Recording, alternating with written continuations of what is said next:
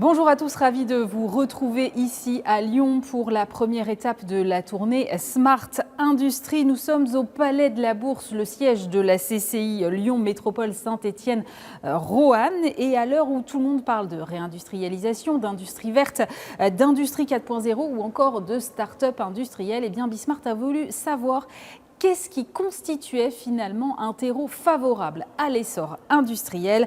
On en parle tout de suite. Et pour en parler, j'ai le plaisir de recevoir Mathieu Curat. Bonjour.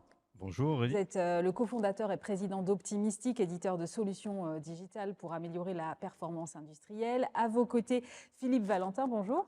Bonjour. Vous êtes le président de la CCI Lyon Métropole Saint-Étienne Roanne. Vous êtes également notre hôte aujourd'hui, alors merci de nous accueillir évidemment. Et puis à vos côtés également, Frédéric Kunzberger, bonjour. Bonjour. Vous êtes directeur industriel d'Axens. Alors là, on est dans le secteur de l'énergie. On va Tout à fait. l'occasion d'y revenir. D'abord, Philippe Valentin, je voulais savoir. C'est vrai que je dis, Lyon est la première agglomération industrielle de France. Il y a une histoire très riche de cette agglomération. D'abord parce que j'imagine une situation géographique stratégique évidente pour tout le monde. Alors, c'est pas que Lyon, c'est la région Auvergne-Rhône-Alpes. C'est la région Auvergne-Rhône-Alpes. Qui est effectivement la première région industrielle de France. Ouais. Alors, ça s'explique parce qu'au 19e siècle, donc il y a une tradition. Par exemple, à Lyon, il y avait le textile, il y a toujours, donc la chimie, parce que ça allait de pair. Bien après, sûr, les tanneries. Voilà, côté Clermont, c'était tout ce qui était caoutchouc. Saint-Étienne, c'était les mines et puis tout ce qui était armement. Et puis, partie grenobloise, tout ce qui était hydroélectrique. Donc, c'était déjà un bastion très fort au niveau industriel. Et après, ça a l'intelligence de se développer, de se diversifier. Et actuellement, on a à peu près 12 filières de l'agroalimentaire. Donc, c'est très diversifié. Et ce qui en fait la première région industrielle, on n'en est pas peu fiers. Et on veut surtout le rester. Voilà. Avec encore un héritage donc très dynamique de ces industries aujourd'hui, notamment la vallée de la chimie, je crois. Vallée de la chimie, puis par exemple dans le textile qui a été très challengé par des pays étrangers, on va dire à bas coût. Donc on a dû se réinventer. Donc on parle de textile technique. Voilà, donc on mute, on essaie de suivre les transitions, les transformations. Et voilà, pour l'instant, ça se passe plutôt pas mal. Mathieu Curat, c'est cet écosystème-là déjà présent avec les grands groupes, les grands secteurs dont on vient de parler, qui ont permis la naissance de votre entreprise? Alors, effectivement, on a la chance d'être sur un territoire qui nous offre un peu les deux piliers sur lesquels on s'appuie. D'un côté, le pilier industriel qui correspond à nos débouchés, puisqu'on sert essentiellement des industriels de ce qu'on appelle l'industrie de procédés, donc la chimie, mine métallurgie, pharma, agroalimentaire, donc tous les secteurs qui viennent d'être évoqués. Mais également un deuxième pilier qui est autour, je dirais, de la data. Et la data est quelque part la fille du monde de l'automatisme, qui est aussi né dans la région avec, comme l'hydroélectricité est née ici, on a toute la filière électrique avec des Merlin-Gerin, Schneider Electric, Télémécanique, qui ont été les pionniers. Et puis ensuite, l'automatisme, qui est également très implanté sur la région et en particulier sur le bassin grenoblois.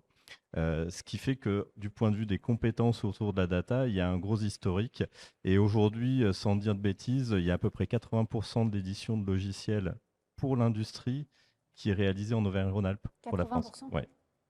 Donc il y a une vraie perméabilité finalement entre le digital et l'industrie au niveau local. C'est surtout qu'on a créé une filière digitale, du moins qui est même historique, au service de l'industrie sur le territoire, et ce qui permet à un acteur comme le nôtre de bénéficier de tout cet écosystème, des compétences, des savoir-faire, des talents, et de pouvoir se développer.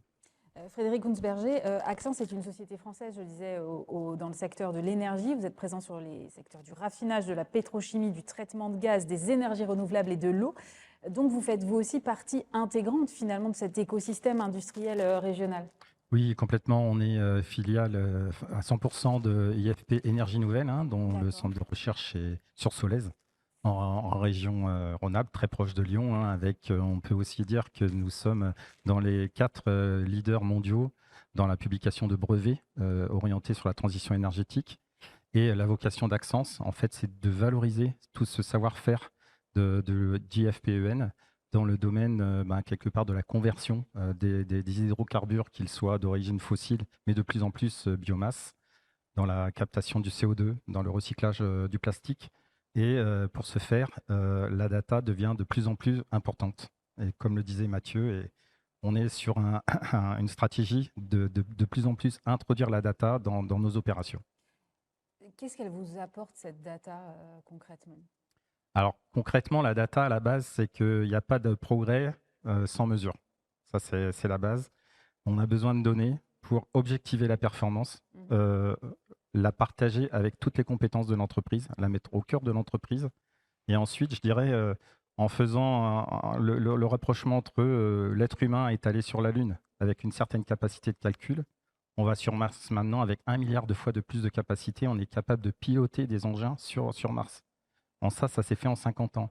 On est dans cette même transformation au niveau industriel. C'est crucial. Philippe Valentin, l'écosystème digital est aussi dynamique en région Aura que l'écosystème industriel? En fait, ça va de pair parce que la problématique de l'approche digitale, elle est transverse. Donc, c'est ce qui fait sa force et sa puissance. C'est-à-dire que comme le territoire est très riche en diversité, sur la santé, sur l'industrie, sur tout ce qui est alimentaire, agroalimentaire, etc. Et c'est le nerf de la guerre au niveau de la data. C'est-à-dire qu'on ne peut pas effectivement savoir où on veut aller, déjà savoir où on en est. Donc c'est important, c'est la moindre des choses. Et après, c'est comme on a une quantité pléthorique de data, c'est de pouvoir l'agréger de façon simple. Donc c'est un vrai job, ce que Mathieu fait avec talent. Et ça nous permet de nous projeter. Parce que le vrai sujet, c'est la suite, c'est quoi? Et la data, pour ça, peut y répondre. Mathieu, vous travaillez avec des industriels de tout secteur aujourd'hui? Comme je disais, essentiellement industrie de procédés. Donc, les seuls secteurs sur lesquels on n'intervient pas, c'est quand il y a de l'assemblage, de l'usinage. Mais toutes les, je dirais, l'industrie lourde de procédés, voilà, y compris des sujets comme l'énergie, utilité, environnement, tout ce qui va être traitement d'eau, traitement des déchets, c'est également des secteurs sur lesquels on intervient. Frédéric, vous proposez aussi des solutions logicielles pour ces entreprises ou vous êtes positionné comment? Axence, en fait, historiquement, propose des solutions à ses clients, qui sont majoritairement des raffineries de partout dans le monde, pour arriver à capter la data et améliorer les performances de nos clients et aussi améliorer les performances des solutions que nous proposons. Ça, c'est pour l'aspect client-raffinage. Et nous sommes opérateurs dans le domaine de la production de petits objets qui s'appellent les catalyseurs. Et c'est à ce titre-là que nous rentrons la transformation digitale, les solutions proposées notamment par Mathieu, pour poursuivre les opérations. Il y a un petit peu un parallèle entre une activité avec nos clients et comment nous introduisons la data sur nos sites industriels. Philippe Valentin, j'ai l'impression que la région est très innovante. Je crois que Grenoble, c'est la première région en termes de dépôt de brevets en France aujourd'hui, devant l'Île-de-France. Comment on explique ça, un tel dynamisme d'innovation aujourd'hui? C'est la pluralité des activités. Le socle était déjà, avec 5 filières déjà prononcées. Et puis, collectivement, les industriels ont eu l'intelligence de diversifier. Et c'est ce qui fait la force du territoire. Donc, comme la microélectronique à Grenoble, pour ne pas la présenter. Donc, on a sur l'hydrogène, sur la santé, avec sur la région, en fait, on a beaucoup de grosses ETI qui a un marqueur très important au niveau national. Je prends par exemple sur Seb, Biomérieux, Oiron, Serfim. Donc, ces entreprises qui ont su grandir, qui se sont transformées en ETI et bien plus. Et cette pluralité, cette différence, en fait, parce que tout le monde est client et fournisseur, donc du coup, ça tire vers le haut. Et c'est ce qui a fait un petit peu la quintessence de la région Auvergne-Rhône-Alpes, en sachant que l'industrie a quand même été à la baisse. Et nous, on s'accroche notamment avec la CCI pour justement doper l'industrie, parce que passé un moment, ça a quand même disparu. C'était un gros mot, c'était pas beau. Et là, on commence à trouver des beaux mots, des belles phrases, des belles perspectives pour les jeunes, et ça, c'est bien. C'est le côté digital, industrie verte, qui permet de changer le narratif autour de l'industrie? Non, c'est un mélange. Il y a à la fois du traditionnel, par exemple sur le tissage, et puis de la modernité très très poussée, et tout ça cohabite de façon assez harmonieuse. Donc c'est toute la subtilité de la région Auvergne-Rhône-Alpes là-dessus. Cette cohabitation, cette notion d'écosystème, elle est importante pour vous, Mathieu, quand vous développez des projets d'innovation. Vous allez faire alliance avec d'autres? C'est même indispensable. Et je dirais juste pour faire le prolongement, par exemple sur la filière data automatisme, il n'y aurait pas pu y avoir cette dynamique s'il n'y avait pas un tissu industriel pour l'expérimenter, le mettre en œuvre localement et tirer, je dirais, vers le haut toute la filière. Si on revient, nous, au sujet qui nous intéresse, qui est la data, évidemment, on a pu bénéficier, je dirais, de différents écosystèmes qui existent sur le territoire. Je pense typiquement à la filière chimie, avec deux structures, Accéléral, pôle de compétitivité, et Axel One, qui est une association d'industriels qui a mis en commun des ressources pour traiter des sujets comme l'analyse en ligne, mais également le digital. Et puis, si on prend l'autre pilier qui est la data, on a la chance d'avoir sur notre territoire, donc sur le bassin grenoblois, l'INRIA qui fait énormément de recherches en IA et des entreprises qui sont des spin-offs de ce centre de recherche, comme par exemple ProBayes, qui est un des pionniers dans l'IA industrielle et avec qui on travaille régulièrement sur ces sujets d'IA pointus. Et vous n'auriez pas pu le faire sans vous appuyer sur cet écosystème-là? Je pense que, on va dire, c'est les défis auxquels on fait face aujourd'hui, que ce soit des problèmes de souveraineté, de compétitivité, voire de défis environnementaux, on ne peut pas les résoudre en étant tout seul. Et je pense qu'on peut avoir de temps en temps le défaut de dire on va tout faire tout seul, alors qu'en fait, on a énormément à gagner à s'entourer de gens qui sont experts dans leur domaine, qui vont nous permettre d'aller plus vite, plus profond dans les sujets et d'amener des solutions beaucoup plus pérennes à nos clients. Et nous, c'est la carte qu'on a choisi de jouer. Frédéric, vous avez la même logique de partenariat quand vous allez sur des innovations? Oui, tout à fait. Ce que disait Mathieu est même important, même au sein de l'entreprise elle-même, de mettre à disposition la donnée à différentes compétences de l'entreprise sur différents sites, qui soient en Rhône-Alpes, mais aussi à l'étranger. On peut avoir des sites aux États-Unis, on peut avoir des sites au Canada, de mettre toutes ces compétences ensemble et de mettre toute cette intelligence collective au service de l'entreprise. Ça ne peut que servir les clients.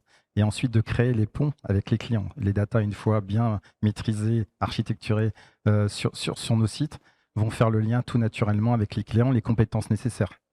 Donc vous allez piocher comme ça des compétences aussi ailleurs? Oui, bien sûr, bien sûr. Vous avez des exemples, par exemple, concrets que vous pourriez nous donner? Eh bien, nous pouvons avoir dans le domaine, par exemple, de traitement de l'eau, où Axence a la solution, quelque part, du produit qui va pouvoir fixer certains métaux. On peut associer ça à des connaissances de technologie qui ont pu faire leurs preuves sur différents sites et faire le lien. Ça peut être un exemple. Philippe Valentin, vous avez donc cet héritage industriel, chimique, avec des problématiques environnementales. Évidemment, on a certaines industries qui produisent ce qu'on appelle des polluants éternels. En parallèle, il y a le projet décarboné Lyon-Vallée de la Chimie qui a remporté en janvier l'appel d'offres à projet zone industrielle bas carbone de l'ADEME. Où en est la région exactement aujourd'hui en termes de décarbonation de l'industrie? Il faut savoir qu'il y a à peu près 50 sites polluants au niveau national. Nous, on en a 5. Généralement, Auvergne-Rhône-Alpes, c'est 10% de ce qui se fait au national. Donc là, ça se vérifie. Dans les clous. Voilà. Donc, qu'est-ce que l'on fait? Déjà, il y a ce fameux projet où on a été éligible. Il y a 11 industriels qui travaillent sur cette thématique. L'objectif étant d'arriver à peu près à diminuer 80% en 2050. Ou 2030 ou 2050. Je sais plus. Donc, l'enjeu est très important. Et après, au niveau industriel, pour parler du PFAS, donc c'est un sujet dans le sujet, il faut savoir, pour ne pas citer Arkema, que je connais bien, on travaillait dessus en R&D depuis de très longues années.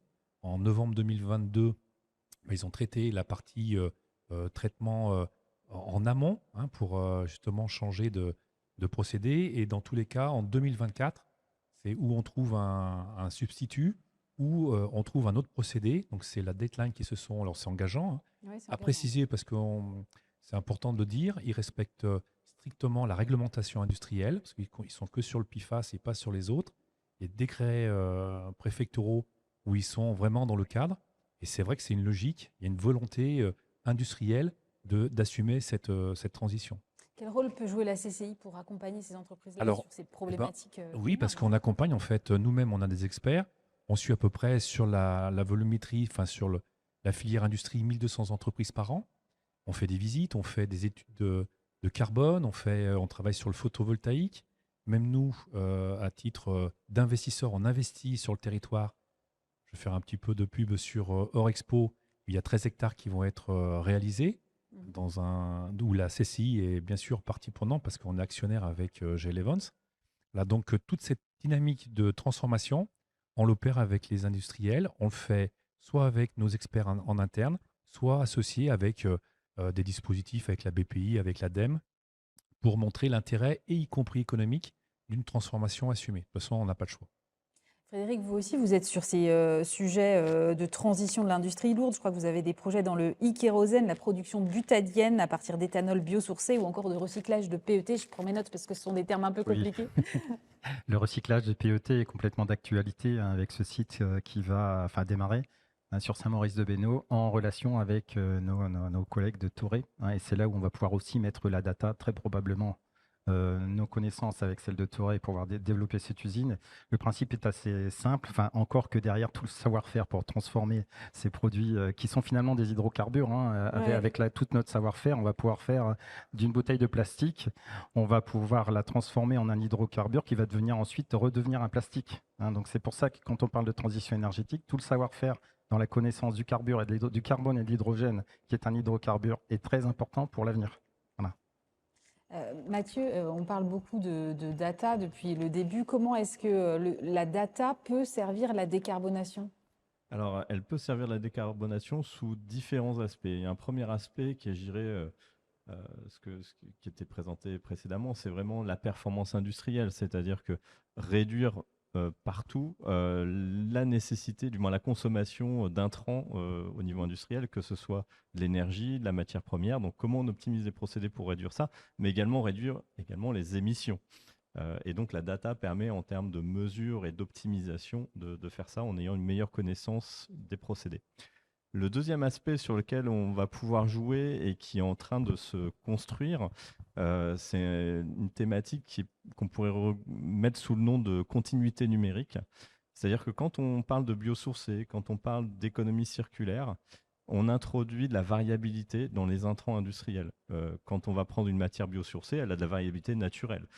Si on prend, on va dire, l'économie circulaire, souvent on prend des coproduits d'usine, c'est-à-dire des choses avec une qualité quand même relativement variable. Donc, si on n'est pas capable, pour la suite du procédé, de prendre en compte cette variabilité et de maîtriser cette variabilité pour sortir le produit qu'on veut au final, on va avoir un petit souci. Donc, la data va permettre, dans cette logique de circularité, de travailler les choses. Et quand je parlais de continuité numérique, c'est qu'en fait, il va falloir apprendre aussi à travailler ensemble, c'est-à-dire, comme c'est arrivé dans le monde de l'automobile avec l'échange de données pendant les process de fabrication. Dans l'industrie process, on va devoir faire les mêmes mutations pour transférer de l'information tout au long de la chaîne de la valeur. Et c'est ça qu'on appelle la continuité numérique et je pense qu'il va être une des transitions prochaines. Et Frédéric l'évoquait sur le cas du recyclage des PET. L'usine qui va faire le recyclage va devoir transmettre un certain nombre d'informations à l'usine consommatrice qui est derrière pour qu'elle puisse s'adapter à la qualité qui lui est fournie de manière continue et fiable. Et les industriels sont prêts aujourd'hui à ce partage d'informations à ce stade-là ? À nouveau, comme on parlait de la collaboration pour l'innovation, on n'a pas moyen quelque part de faire un peu bloc ensemble. Donc les industriels vont devoir faire la même chose. Il faut imaginer qu'on est face à une concurrence mondiale forte et on n'a pas d'autre choix que d'apprendre à travailler ensemble et d'échanger l'information pour être plus performants ensemble sur les filières. Il y a un sujet qui revient souvent quand on parle d'industrie, d'innovation, c'est le sujet des compétences et de la formation. Comment se situe la région ? Est-ce qu'en matière d'attractivité, Philippe Valentin, vous avez suffisamment de compétences ? Je crois qu'il y a le secteur du BTP qui se mobilise bientôt dans la région pour justement attirer de nouveaux talents. C'est ce qui fait la force de la région. En fait, quand vous avez une diversification des filières, derrière, si vous n'avez pas le support pour avoir les talents, à un moment, ça coince. Ouais. Donc, c'est un système qui a, de façon très subtile, évolué de façon concomitante avec le système éducatif, l'infrastructure, les industries, parce qu'en fait, il y avait une volonté d'aller de l'avant. Donc, c'est vrai qu'on a un vivier de talents avec toutes les formations qui sont à disposition, qui correspond à la dynamique industrielle. Donc, en fait, c'est là où on voit que tout est lié. Frédéric ? Oui, pour compléter, Lyon est un très bon exemple, l'école de chimie de Lyon, a en son sein un cursus de la digitalisation, c'est-à-dire qu'on apprend la chimie, mais aussi comment on va traiter la data de la chimie. Il n'y a pas forcément ça partout dans toutes les écoles en France, c'est quelque chose qu'il faut vraiment promouvoir. Et l'autre aspect, c'est de former les compétences sur les sites industriels. Avec l'aide de Mathieu, nous montrons des programmes pour augmenter les compétences des salariés, voyant ce que va être le demain et le besoin du digital. Ça, c'est aussi très important. Mathieu, quand on a commencé cette émission, j'ai dit votre entreprise est née grâce à cet écosystème. Vous n'auriez pas pu monter Optimistic ailleurs ?